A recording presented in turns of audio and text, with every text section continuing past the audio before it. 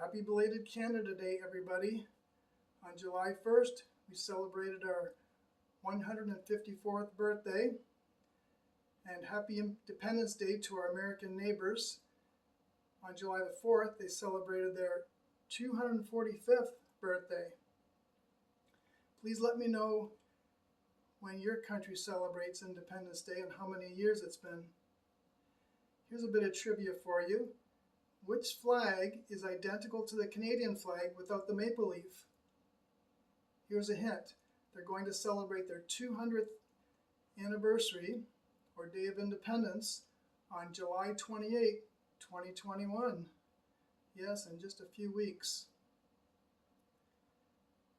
It's also a country with which I help teach ESL online. Any guesses? You got it, Peru. Now, some people have been saying that I've only been working remotely during the pandemic, which is pretty much true. Other people would say that I've only been remotely working. Judging by the few number of videos I've put out, that's kind of true. But I've been working hard. I've been tutoring a lot, especially as the school year came to a close. And I'm the volunteer director of an ESL program at North Park Community Church in London, Ontario. And since we've gone online, we've been reaching students worldwide. It's quite the outreach. But today I want to look one last time at the cubic equation x cubed minus 6x squared minus 11x minus 6 equals 0 using the cubic formula. We've been doing this in several parts so far. This will be the last one, and then I'll move on to some other topics.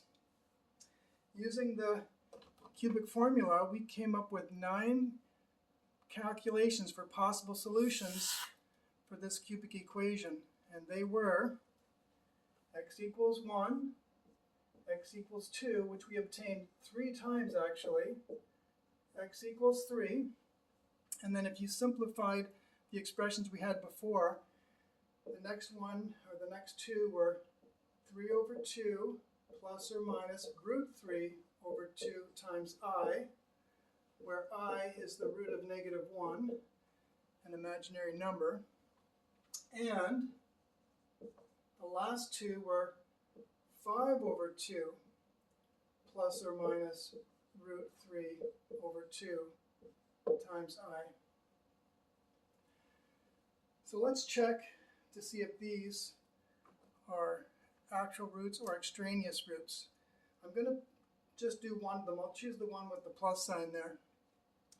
Now to do that, I'm going to have to, at some point, cube that value. So I'm going to use a plus b cubed equals a cubed plus 3ab squared plus 3ab squared plus b cubed, where in this case a is equal to 3 halves and b is equal to root 3 over 2 times I from here.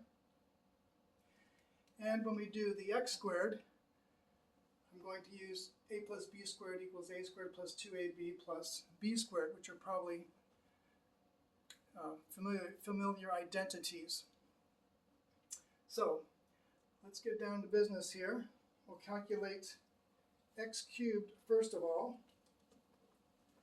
So x cubed, if I plug a and b into here, will be, make sure I do this right because one mistake and you're dead, 27 over 8 plus 3 times 9 over 4 times root 3 over 2I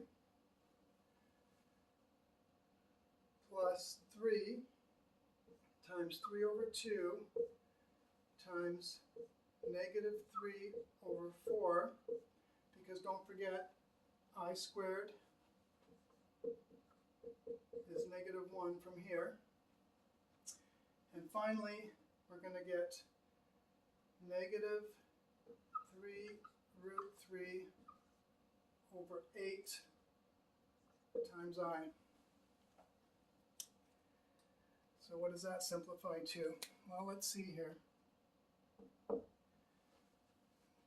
Then this is also negative 27 over 8. So this and this will add up to 0, which is kind of nice. Here we have 27 over 8 root 3I minus 3. So 24 over 8, that's 3 root 3I. Surprisingly simple, but that's good news. Now so I'm going to put that over here.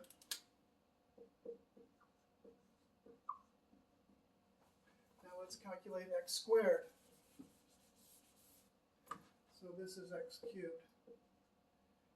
So x squared, not so difficult, is equal to 9 over 4 plus 2 times 3 over 2 times root 3 over 2 times I minus 3 over 4. And now if I combine those two, I get 9 quarters minus 3 quarters, 6 quarters, or 3 halves. Those twos cancel, so plus 3 root 3 over 2 times I. And I'll put that over here as well. It's rather interesting, by the way, that x had a 3 halves in it, and so does x squared, just because of how these terms simplified.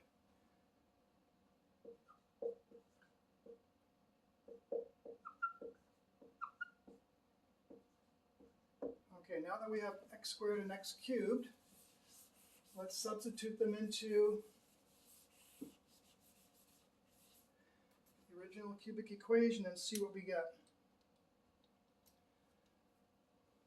So we get 3 root 3I minus 6 of these, so minus 9 and minus 9 root 3I, and then minus 11 of the original x, so minus 33 over 2 and minus 33 root 3 over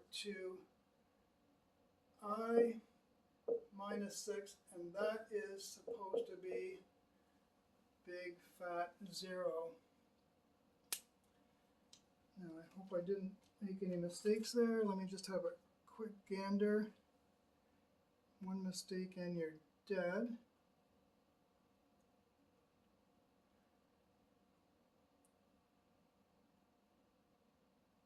I did make a little mistake here. Where did I get that extra 3 from? That should not be there. Okay, it's good to check every step before you go any further. Now let's combine the real numbers and the imaginary numbers. The real numbers are negative 9, negative 33 over 2, negative 6. So that's negative 15 minus, or negative 30 over 2, so minus 63 over 2.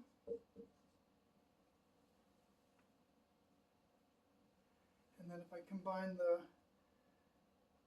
imaginary numbers, 3 root 3 minus 9 root 3, negative 6 root 3, so negative 12 over 2 root 3 minus 11, negative 23 root 3 over 2, and that should be equal to 0. Don't forget the I, pardon me. Now, if I think of this 0 as being a complex number, it's really 0 plus 0I. So if I compare the real parts,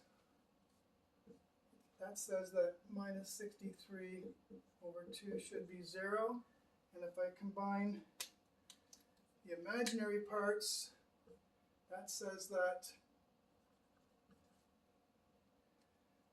negative 23 root 3 over 2 should be 0. Or if I divide by that number, 1 should equal 0. And if I divide by this number, again, 1 should equal to 0. Well, that's interesting. I proved that in a video a long time ago. So I guess we've proven as a sideline here that 1 equals 0 again. But of course, that's not true. So that we can conclude that 3 over 2 plus root 3 over 2I is what's called an extraneous roots. By all means, check the other three. You'll find out similar results. And no doubt you'll prove 0 equals 1 again. It's been a pleasure. Please share with your friends. Get them to subscribe. Next time we'll do a different topic. See you again. Take care.